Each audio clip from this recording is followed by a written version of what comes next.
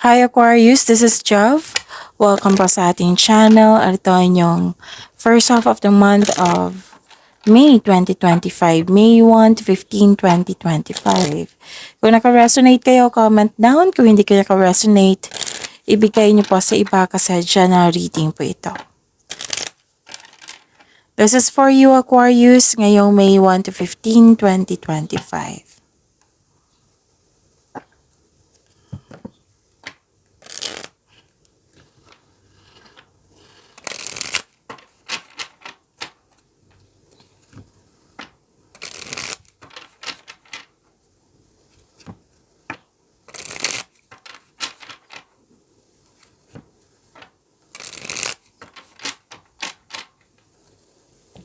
Para po ito sa inyo Aquarius ngayong May 1 to 15, 2025.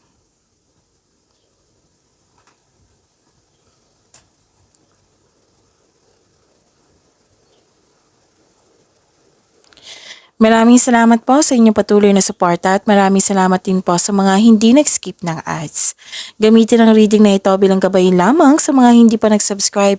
Subscribe na po kayo at click bell notification para malaman nyo na may bago tayong video.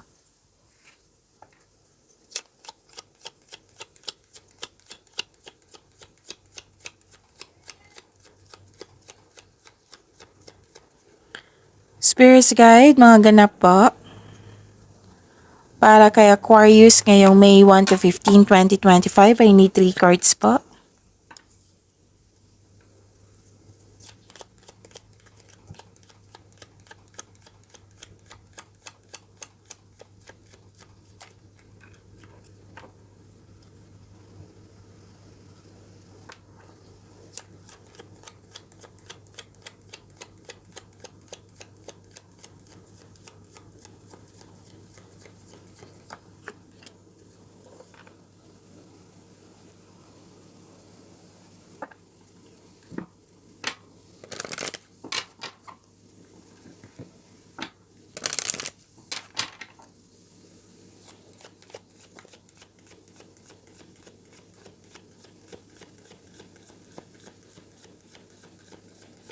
Spirits Guide, message pa para kay Aquarius ngayong May 1 to 15, 2025. I need 2 cards po.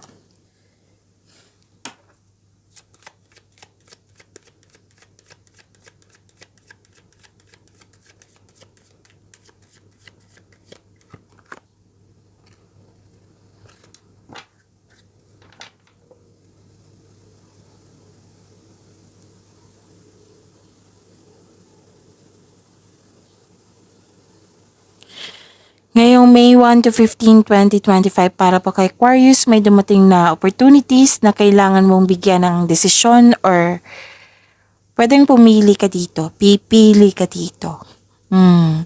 Tapos may nakita ko ditong public event, togetherness, celebration, party, meeting, reunion, special event. At may nakita kong career stability dito. Yes. And dalawang card na po pala nagsabi dito na may dumating na opportunity or project na bibigyan mo ito ng long-term plans.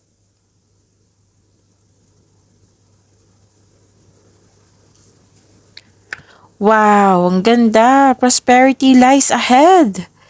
Prosperity is yours. Aquarius, claim nyo na. And, ganda. Luck. Luck is on your side. See that? Ang ganda ng cards nyo. Luck is on your side. L-U-C-K. Prosperity is and luck. So, claim your hand. Aquarius.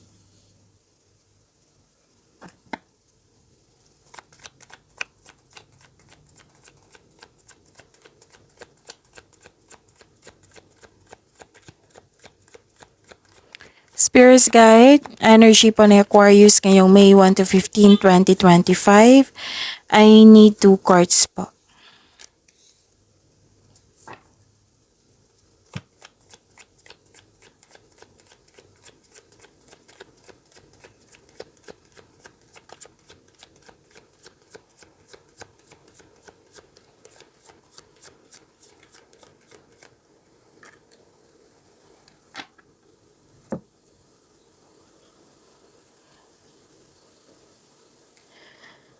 may narinig kayo or may nakita kayong repeating message, like for example, nanood kayo sa isang video natin, oo, tapos may napansin kayong repeating message, yan po yung pinupush ng cards na kailangan yung bigyan ng atensyon, solusyon at aksyon.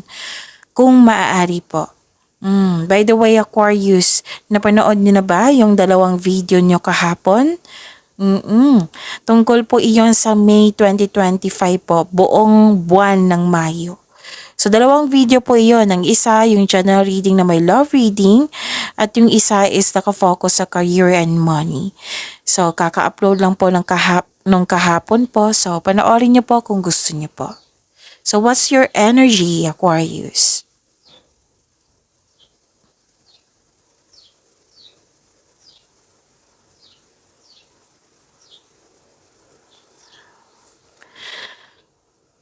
Okay, so this card tells you na gusto mo may kausap dito.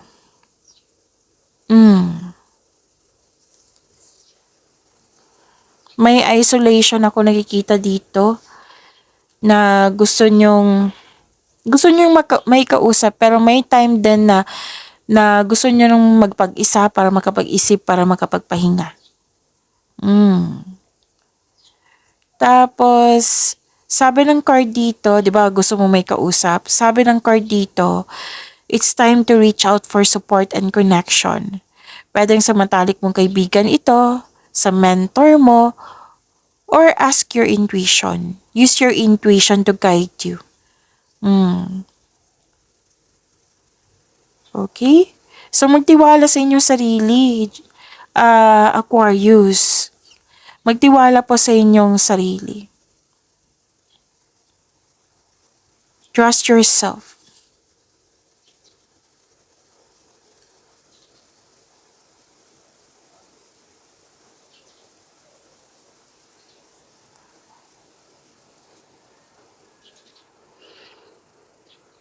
So, this is expansion and growth. Wow, ang ganda. Makikita mo na ang mga bunga ng iyong pagsisikap, ngunit maging mapagmasid. Kung may plano ka na, this is the time na gawin mo na ngayon. So, gumagawa ka ng action sa anong tawag dito? Gumagawa ka na ng action sa matagal mo ng plano for your growth. So, may posibilidad na maglakbay kayo. Actually, marami kang biyahe dito. It might be mahilig ka talaga kayo sa biyahe, Aquarius. Or marami kayong lakad. Oo, sa first half of the month. Or ituloy mo nang matagal mo ng plano mag-abroad para doon ka na magtrabaho. So this is expansion and growth. Pwede din collaboration ito. May magbibigay ng tulong sa iyo or makipag-teamwork sa iyo, makipag-sosyo. Yes.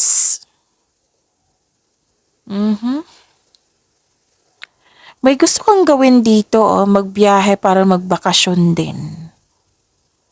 Tapos may nakita kong gathering dito or may group activity. It might be sa first half of the month may biyahe kayo na grupo kayo.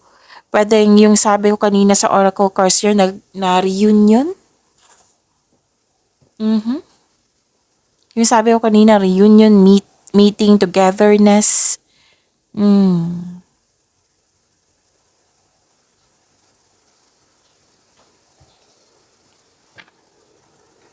Ang ilan nga sa inyo dito mga negosyante, nagdagdag empleyado kayo due to increased profits.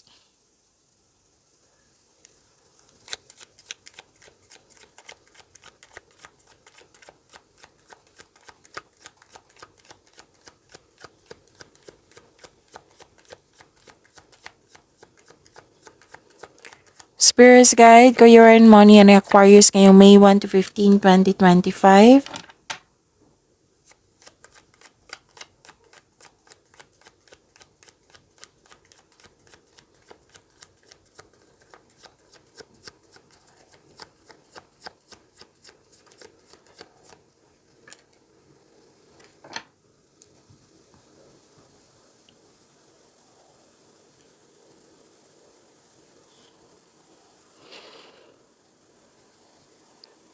nakikita ko ditong abundance, pero kailangan nyo maghintay. It might be kailangan maghintay kasi may process. Okay, so claim this abundance kasi may prosperity din ako nakikita dito. Wow, ang ganda naman, Aquarius. Pero kailangan nyo maghintay ha, sabi po ng card. It might be this is a process po. Okay, may dumating po daw na opportunity na hindi mo napansin kasi you're too busy sa isang gawain. So, the universe is asking you to loosen grip and relax. Mag-reconnect ka sa inyong intuition. So, that is a repeating message na lumabas dito sa energy cards nyo. At mag-ask kayo ng divine assistance. At ingatan din yung kaperahan nyo ha. Yes, may matatanggap kayong pera. Pero sabi ng card dito, na posibleng dadaan siya sa iyo. Oo. So, dumating, tapos dadaan lang siya sa iyo. Pwedeng nagasta, nawala, kinuha, na damage, or may nangingialam sa inyong pera or ninakaw. So, ingatan. Okay?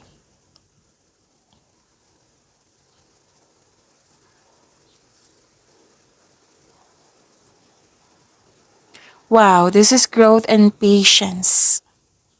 Actually, naiinip ka dito eh. 'Di ba sabi ng card nyo dito kanina na kailangan nyong maghintay kasi it might be this is a process. So, kinonfirm nga ng card nyo dito na kailangan maghintay. Kasi naiinip ka dito or you are too excited na ma-receive mo ito.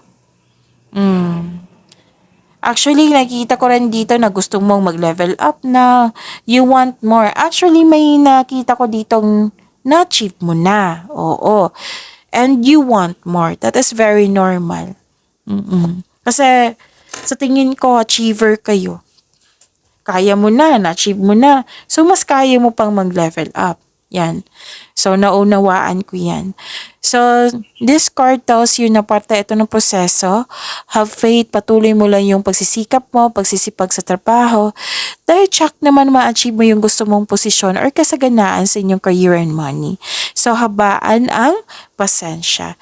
You are very close to see the tangible results sa inyong effort. Malapit mo nang mahawakan. So, don't give up.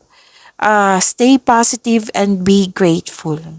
Malapit mo nang maabot ang goal mo sa buhay, parating ng resulta sa inyong sipag at syaga, naghihintay at malapit ka ng mag-harvest.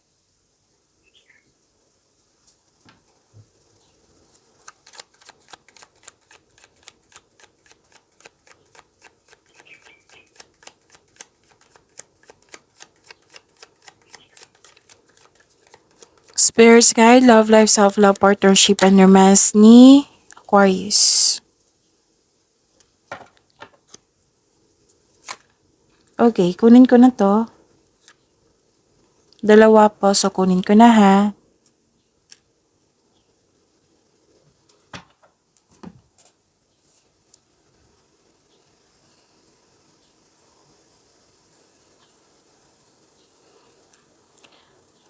Okay.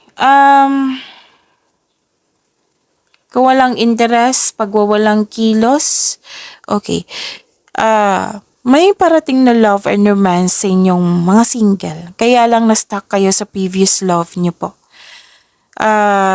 Kaya ito nagkaroon ng blockages. Ayaw nyo ng commitment, oh.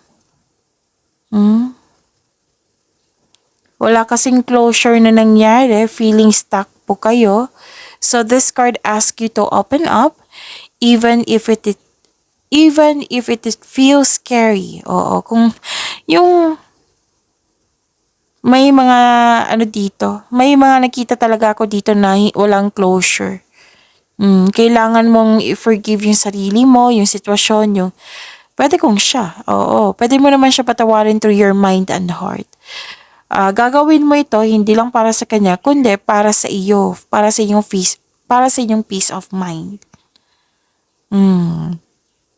Pero din to sa buhay mag-asawa sa mga relasyon. Now, may nangyari, may nasabi, may nangyari sa nakaraan.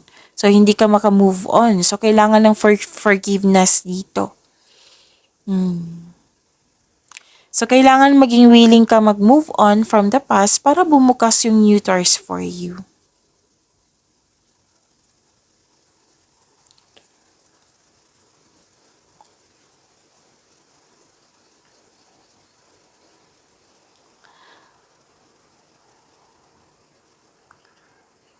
Okay, so this is sa mga single, kahit ayaw nyo, may parating talaga na katadhana sa inyo. Aquarius. Yes, chinek ko talaga. Oo. May gustong, what I meant is, may parating na romantic partner na papasok sa inyong buhay. May matatanggap kang date nga dito. Sa buhay mag-asawa sa mga relasyon, may event invitation na nag-clarify siya dito sa oracle cards nyo. Kanina, di ba, may get-togetherness, reunion party, special event. So, may event invitation or this is date. Or mag-travel kayo. Sa mga single dito, yung mamimit mo yung partner mo via travel. Di ba, mahilig kayo sa travel? Yung sabi ko kanina sa energy cards nyo.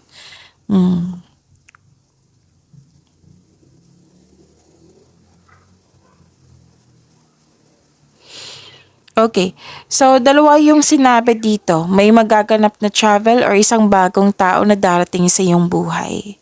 Wow. So, this is a blessing. And darating na din yung mensahe na hinihintay nyo. May mabilisang desisyon nga dito kung nakikita. Yes.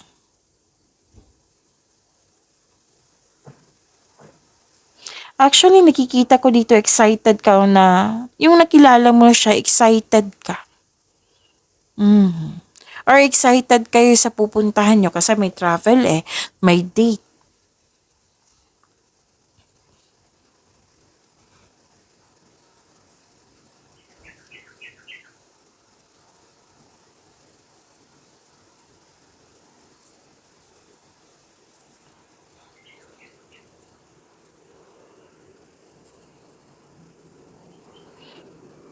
Okay, so this is habaan ng pasensya.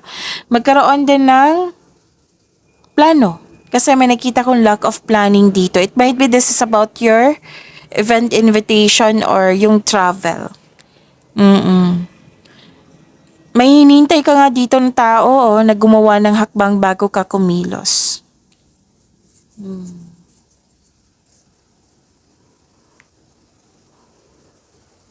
So, travel pa rin to. Lalo na sa mga may relasyon dito. Oo, may romantic trip kayo. Sa mga single din naman, may travel naman ako nakikita dito and prepare yourself. Kasi sinabi dito kanina na mamimit mo yung person mo via travel. Okay? So, kailangan ng konkretong plano at mahabang pasensya. Kasi excited ka. Naging impatient ka kasi excited ka.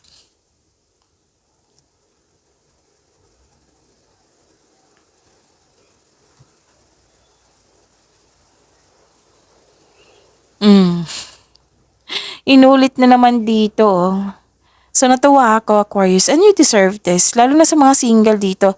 Mamimit mo talaga siya via travel or sa activities na ginagawa nyo. Yung travel or activities, meeting, special event. Yung sinabi ko. Puro travel. Wow. Sana all. Oo.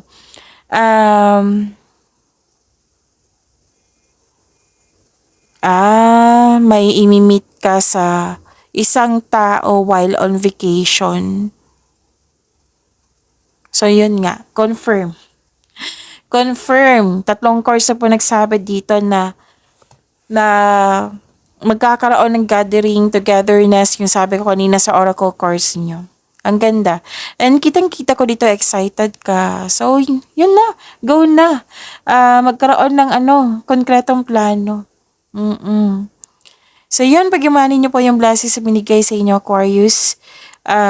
See you tomorrow. Maraming salamat po.